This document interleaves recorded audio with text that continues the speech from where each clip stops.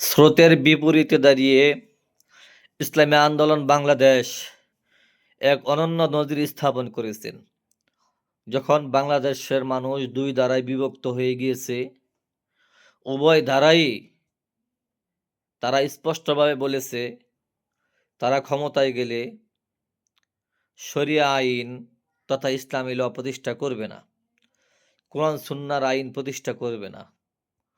তখন ইসলামী আন্দোলন বাংলাদেশ একমাত্র দল যারা স্পষ্টভাবে বলেছে যারা শরিয়া আইন প্রতিষ্ঠা করবে না, ইসলামী আন্দোলন বাংলাদেশ তাদের সাথে নেই। ইসলামী আন্দোলন বাংলাদেশ এটা অবশ্যই জানে যে স্রোতের বিপরীতে গিয়ে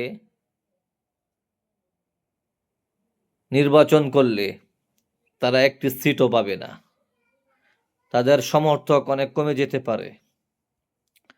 তারপরেও আল্লাহকে রাজি খুশি করার জন্য, আল্লাহর জমিনে আল্লাহর দিন প্রতিষ্ঠার জন্য তারা স্রোতের বিপরীতে দাঁড়িয়েছে। কোরআন সুন্নাহকে সামনে রেখে তারা স্পষ্টভাবে ঘোষণা দিয়েছে, আমরা যদি ক্ষমতায় যাইতে পারি তাহলে শরিয়া আইন প্রতিষ্ঠা করব ইনশাল্লাহ। সুতরাং মুয়াজ্জিনের কাজ হলো এলান দেওয়া, আজান দেওয়া। মুয়াজ্জিনের ডাকে কে সাড়া দিল, কে সাড়া দিল না, এটা আল্লাহ বুঝবে এবং আল্লাহর বান্দায় বুঝবে।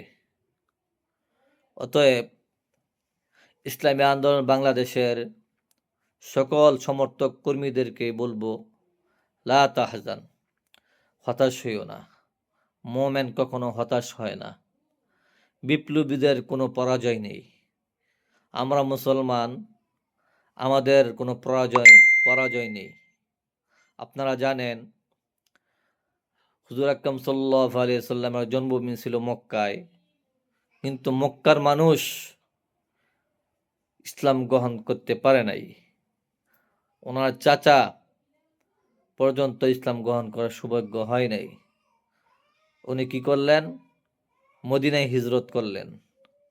সুতরাং যারা বলে যে চরমনায় পীর তারা আসন থেকেই পাশ করতে পারে না, তারা হুজুর সাল্লাল্লাহু আলাইহি সাল্লামের ইতিহাসের দিকে লক্ষ্য করেন।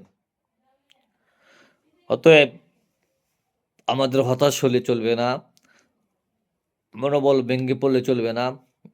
আমাদের পথ বহু দূরে আমাদের গন্তব্য। মনোবল চাঙ্গা করতে হবে, আমাদের সামনে এগিয়ে যেতে হবে। লা তাহজান ইন্নাল্লাহা মা'ানা।